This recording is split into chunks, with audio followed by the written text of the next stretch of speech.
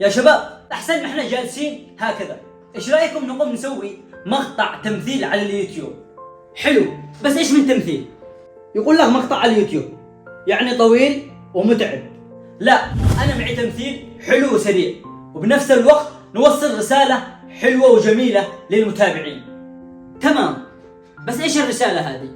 انت يا مشهور تمثل دور الكوميدي، وانت يا اليماني ايش رايك تمثل دور الحرامي؟ ايش رايك نخلي مشهور حرامي وانا كوميدي عادي؟ لا يا حبيبي، انت حرامي وانا كوميدي لانه صورتك انت حرامي. لا تغلط يا مشهور، انا ما غلطت عليك، احترم نفسك. ولا ايش بتسوي؟ خلاص بس لا تتضاربوا ولا شيء، انا بمثل دور الحرامي. بس مشكلة بسيطة، ايش بنشيل والشيء الثمين اللي يستاهل نجذب المتابعين فيه؟ احد معه شيء ثمين في اغراضه؟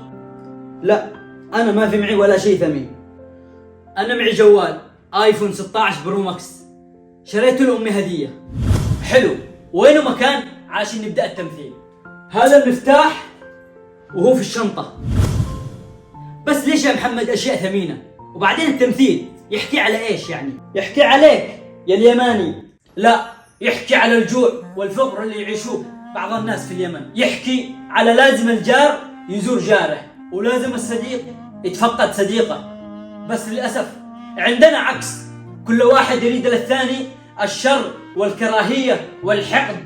نشتي نوصل رسالة للناس إن الدنيا ما هي دايمة لأحد، ومكانها بتدور على كل واحد. خلاص تمام، هذا مفتاح الشنطة والجوال داخل، امسك. وانا اجلس اضحك الحرامي ولا كيف؟ لا، انا معي شال هنا، بلبس هذا الشال. لا مش هذا الشال، بلبس هذا الشال وبترثم وبحاول ادخل للغرفة هنا، وعندما ادخل المفتاح بيكون تحتك انت يا اليماني، وبحاول اشيل المفتاح وافتح الشنطة واشيل الجوال، ولما اخرج تكشفني انت يا اليماني وتمسكني. وانت يا المشهور بقول لك انا ايش تسوي؟ شوية بس بروح اجيب الكاميرا وبرجع.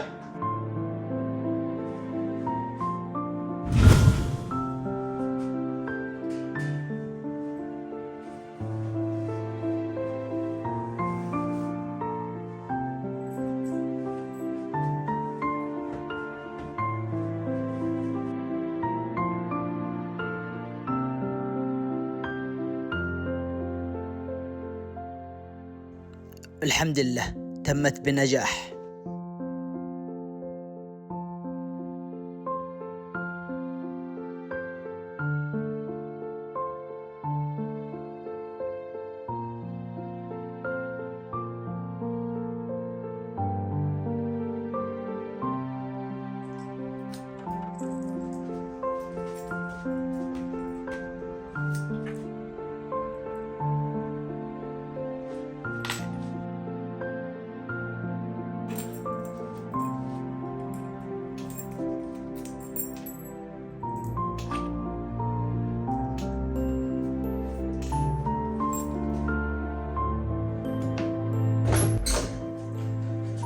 السلام عليكم.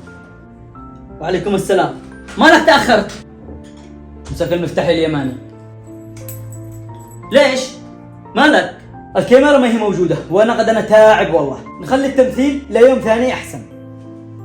عادي، نخليه ليوم ثاني احسن شيء.